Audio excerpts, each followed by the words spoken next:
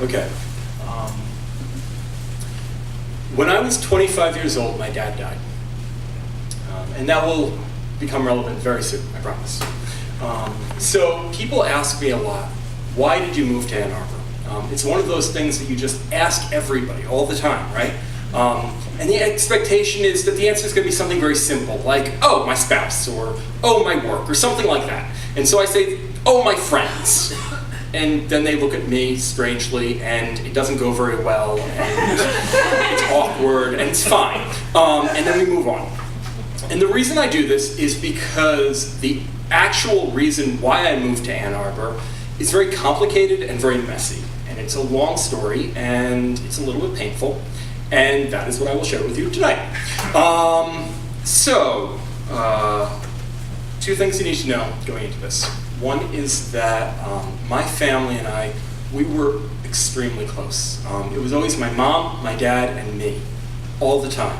We went on all these road trips. We went to California, and we went to the Grand Canyon, and we went up to Maine, and we went down to Florida twice a year.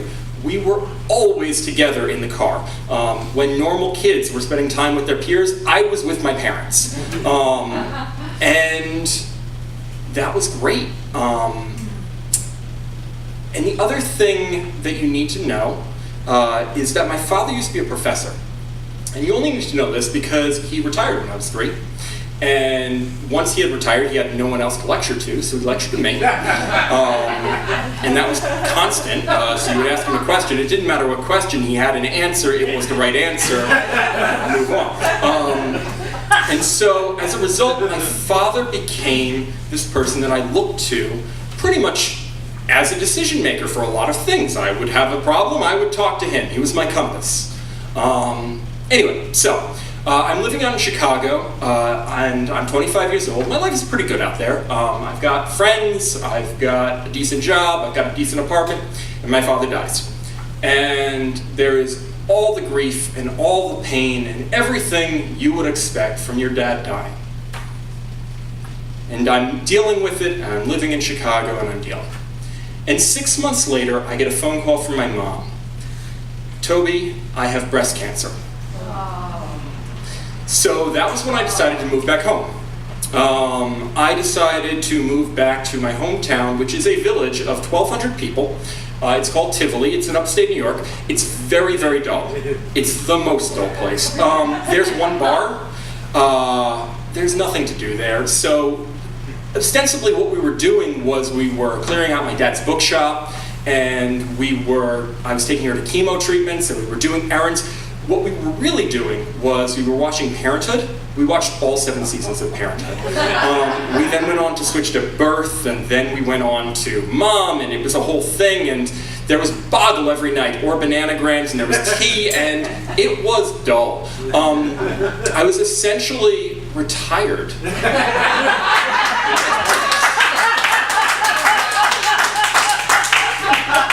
This went on for 2 years. So after 2 years of this, I get a phone call from my friend Luca out here, and she's living in Ann Arbor, and she says, hey Toby, why don't you move out to Ann Arbor? I will help you figure things out. I will get you back. It'll be good. And I'm like, yeah, okay, that sounds great. I'll do that. So I pack up the van with my mom. It's just a suitcase filled with my clothing, a blow-up bed. There is, a vacuum cleaner that we've just bought. And off we trek across the country, out to Ann Arbor. And from the moment I got here, just everything went wrong. Something just to mention, my mom is fine, by the way. She is doing well. She's in remission. 3.5 years she's in.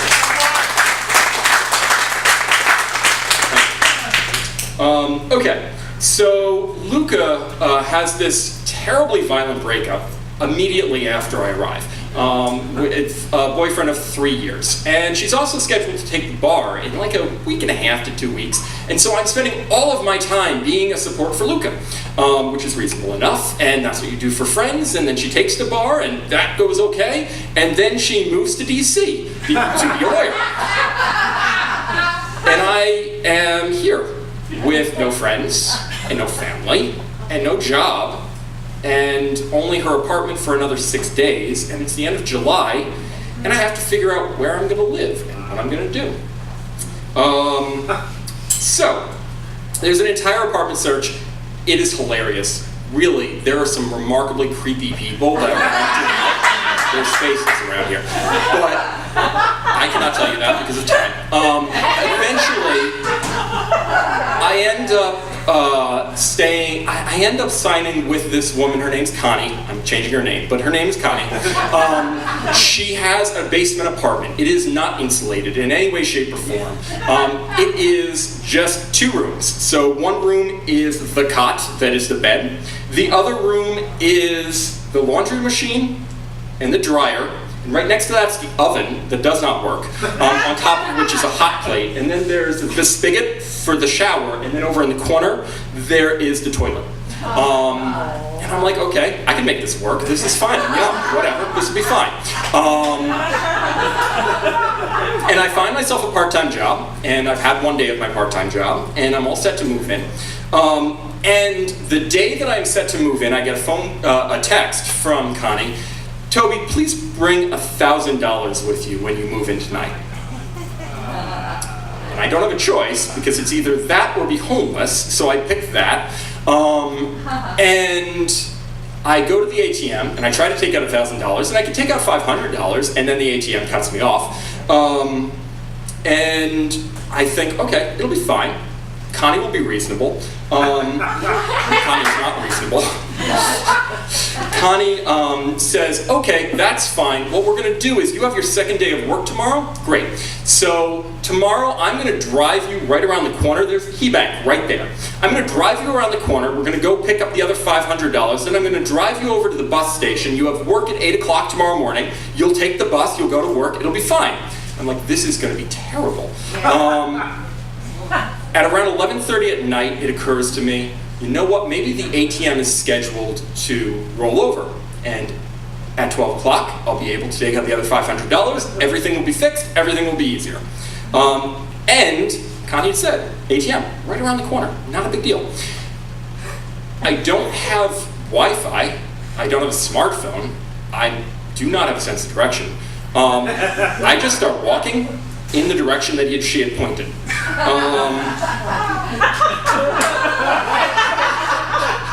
Yes. So it starts to rain, and then it starts to pour, and then it starts to downpour, like that type of rain that kind of hurts a little bit and you can't see through. And I keep walking, and I'm walking, and I walk for 1.5 miles to get to that ATM. And I get there, and the ATM does not let me take out $500 because they think that I'm trying to steal from me. And then I walk the 1.5 miles back to this apartment. And I arrive at the apartment, and I discover it is flooded up to my ankle. So that's when I cried. I cried a lot that night. The other thing that I did was I realized I had to make this choice at that moment. I'm either going to stay here and I'm going to make this work somehow. This is horrible, but I will make this work. Or I'm going to move back to Tivoli, where I'm going to play Boggle and Bananagrams and watch Parenthood until my eyes bug out. And so I make the choice. I'm going to stick around. I'm going to stay here. This can't get worse. It does get worse. So Connie moves me the following day from that apartment into this apartment that she has that has like 8 rotating people in it. It's more or less a halfway house, I've come to decide. To give you a sense of some of the people that I lived with, one of them was drunk and high from the moment that he woke up until the moment he went to bed. He would scream things randomly. He was the one who, I went and I had a drink with him, because that's what you do. I went and I had a drink with him one night to be social, and he told me a story about having burnt down his last apartment. It was very detailed, and he was very drunk. There was another fella I lived with. He was very mild-mannered. He was a vegetarian. He talked a lot. He had a lot to say about my eating habits. I'd known him for about a month, and then it came out that, by the way, he's a Nazi. There was another fella who, young man, he was having sex with his boss, and it wasn't going as well for him as he'd hoped it would, so he would spend a lot of time in the living room crying. There were video cameras around the house, and I don't just mean around the outside, though there was that too. There was a video camera in the kitchen just looking at you while you were eating food. That video camera actually came in handy because this was my first time that I broke up a fist fight. Something to check off. I came back many times to police on the front door. There was a window down in the basement that would not close completely, and so I asked Connie to fix it. She did not fix it. Winter in Michigan gets cold, and so as a result, I might have frostbite in one of my pinkies that flares up when the winter rolls around. Anyway, okay, so this photograph. This photograph is what I consider to be the eye of the storm. This is taken during that trip out here with my mom. And it comes between just 2 years of this bleak sadness where we felt like we were walking through molasses and just all the batshit crazy stuff that happened once I arrived here.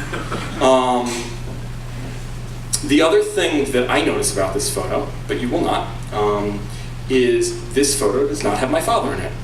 And it is one of the first photos that I have of a road trip or something like that with my mom that does not have my dad in it.